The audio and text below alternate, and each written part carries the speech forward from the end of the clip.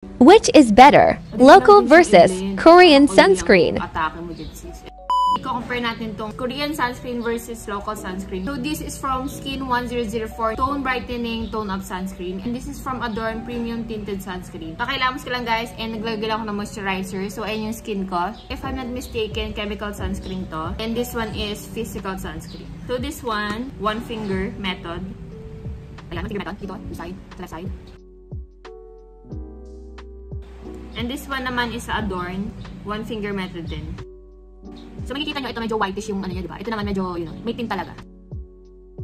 I-blend na natin siya.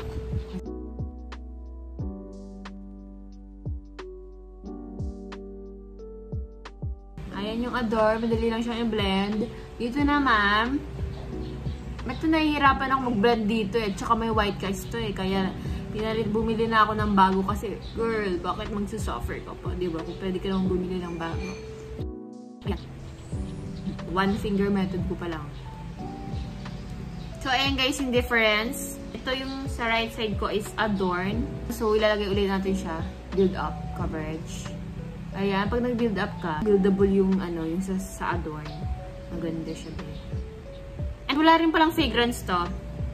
Pati itong sa Skin 1004. Itong sa right side ko is sa Adorn. Matte finish siya, pero may unting glow. And ito naman yung sa Skin 1004. So, makikita nyo, medyo may white cast dito sa Skin 1004. Kasi parang maputi siya sa akin. And nahihirapan akong i-blend siya. Ito medyo, ano siya, glowy finish. Yung sa Skin 1004. Dito is matte finish. And ayan, para kang nakapolvo dun sa Adorn. So, blendability, panalo yung Adorn. Madali lang din siyang i-blend. Madali lang i-blend to. Ito, kailangan mo pang ganun-ganunin. Like, it takes time para mag-set sa ano mo. And ito, medyo may pagka-plump ng onte. Ito naman, ito kasi ano eh, matte finish eh. So, kung oily skin kayo, mas better to. If naman kapag ka dry, siguro trip nyo. Pero mas trip ko pa rin to kahit normal to dry skin or combination skin. Mas trip ko si Adorn. Ito, pwede mo rin siyang ma-build up kahit 3 fingers. Madali lang din siyang i-blend. Ito, pagka naparami nilagay mo, ang puti na ng mukha mo sobra. So, ayan, nakikita nyo naman yung difference. Ito, mas maputi. Ito yung...